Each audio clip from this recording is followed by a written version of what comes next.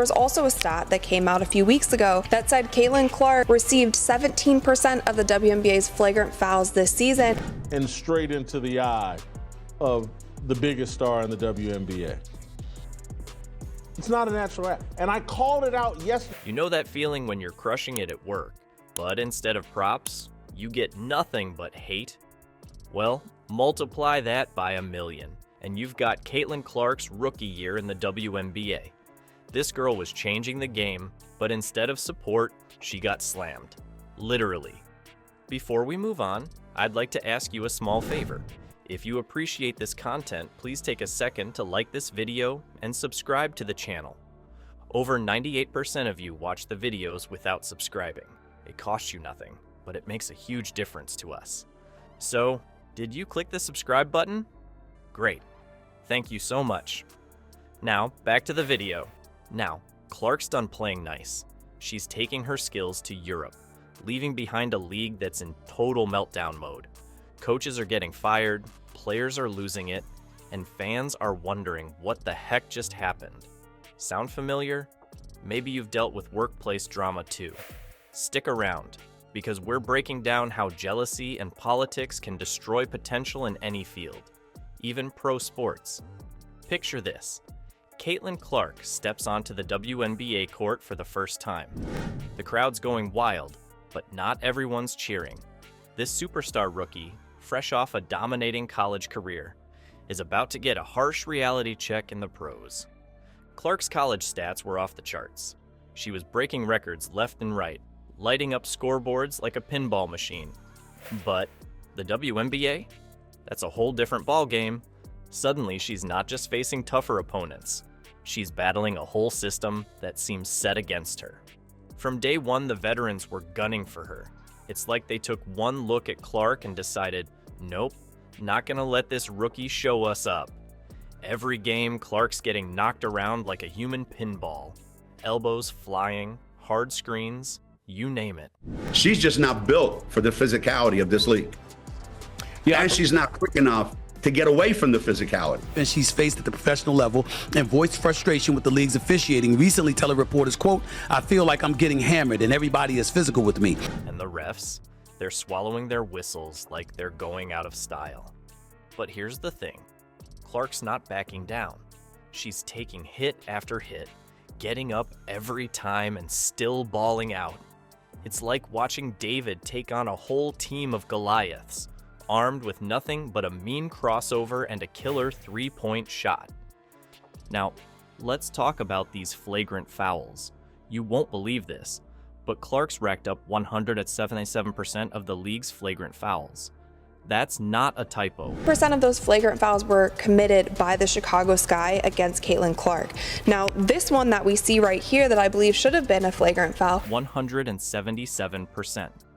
It's like the rest of the league decided to play nice while Clark's out here getting clobbered every night. And then there's the Chicago Sky. Man, they seem to have it out for Clark in a big way. Every time they face off, it's like watching a replay of the most physical games in WNBA history. There was also a stat that came out a few weeks ago that said Caitlin Clark received 17% of the WNBA's flagrant fouls this season, was not called that. So there have been cheap shots, there have been hard fouls, there have been other plays that haven't even been called flagrant foul. The Sky's players are coming at Clark like she stole their lunch money or something. But you know what's really wild?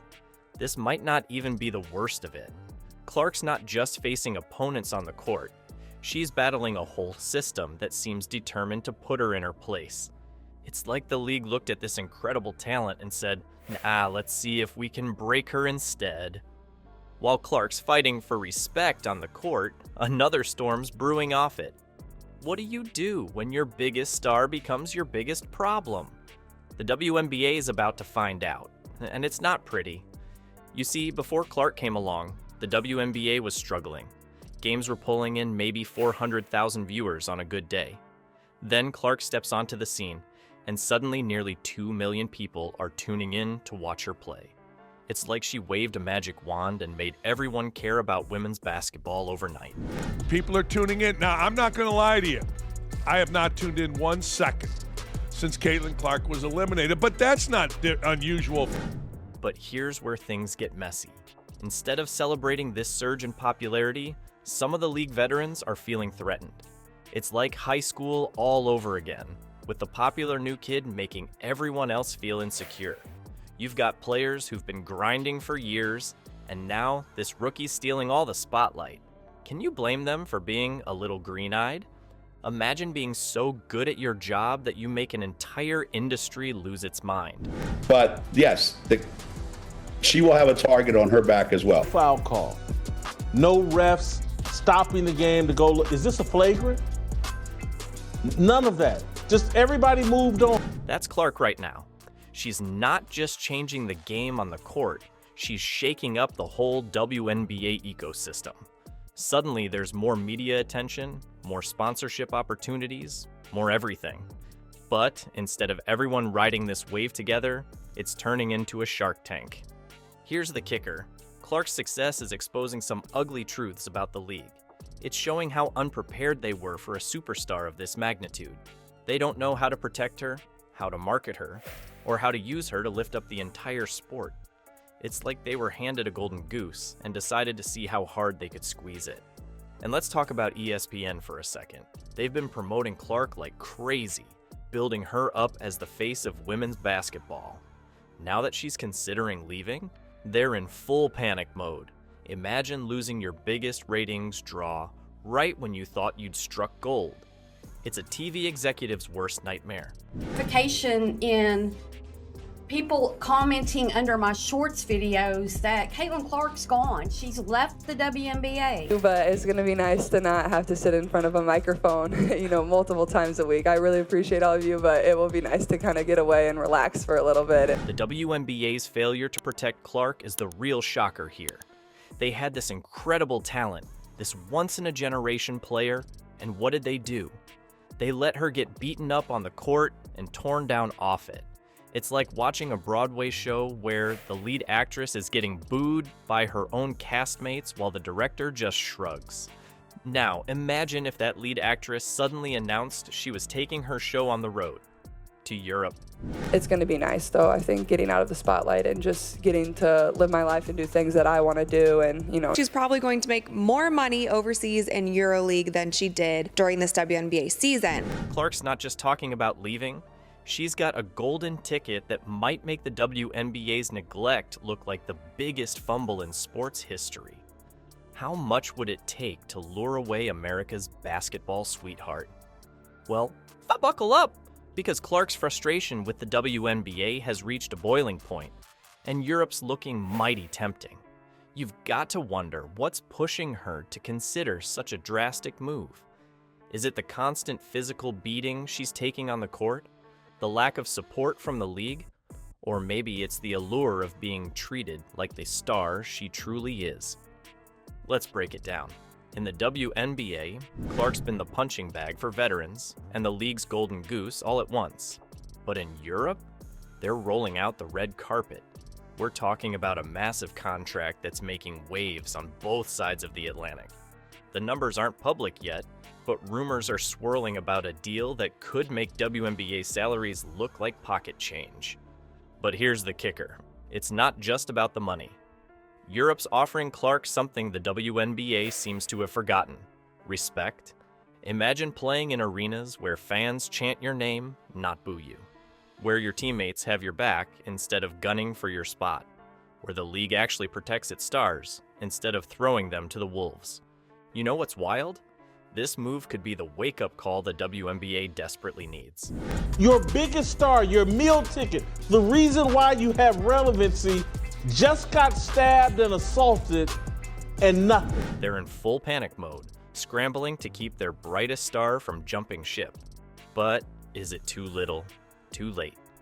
Clark's potential European deal isn't just a contract, it's a statement. It's her way of saying, I know my worth, and I'm not afraid to go where I'm valued. And straight into the eye of the biggest star in the WNBA. It's not a natural act. And I called it out yesterday. Think about it. Clark stepping onto European courts could change the game for women's basketball worldwide. She'd be bringing her star power, her incredible skills, and let's not forget, those 2 million viewers who tune in just to watch her play. The WNBA's loss could be Europe's gain in a big way. While Europe celebrates, the WNBA is in panic mode. Clark's decision isn't just shaking up the league, it's exposing deep cracks in its foundation. What pushed America's basketball sweetheart to the breaking point? The answer might surprise you, and it's got everyone from fans to executives holding their breath. The immediate reactions are wild. Fans are blowing up social media, split between supporting Clark and feeling betrayed. The media? They're having a field day, churning out headlines faster than Clark can sink three-pointers. And the league? Well, they're trying to keep it together, but it's like watching a house of cards in a tornado. You've got to see this to believe it. The WNBA's scrambling like never before.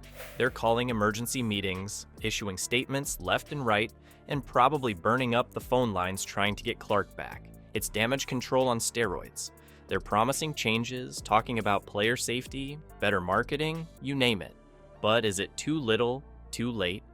Let's talk about the real kicker here, the jealousy factor.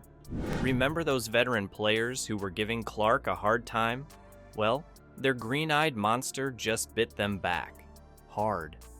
Their attempts to put Clark in her place backfired big time. Instead of breaking her, they pushed her right out of the league. Now they're facing a future where the WNBA might lose a ton of fans, sponsors, and relevance. Talk about an own goal. This whole mess could change women's basketball forever. We're not just talking about losing one star player. This could be the start of a talent exodus. Young players watching this drama unfold, they're taking notes. The WNBA has always been the dream destination, but now, Europe's looking pretty good. Better pay, more respect, less drama. It's like the WNBA accidentally created a commercial for playing overseas. So, what's the takeaway from Clark's wild ride? It's not just about hoops. It's a lesson for all of us. Jealousy and office politics can crush even the brightest stars, no matter the field. Clark's story is like a mirror, showing us the ugly side of success. Now, the million-dollar question. Is Clark making the right call by bouncing to Europe, or should she tough it out in the WNBA? It's not an easy choice, but one thing's for sure, the game's never gonna be the same. Clark's move is like dropping a bomb on women's basketball. The aftershocks? We'll be feeling those for years. What do you think? Would you stick around in a toxic workplace, or take your talent somewhere they're appreciated? Let me know in the comments.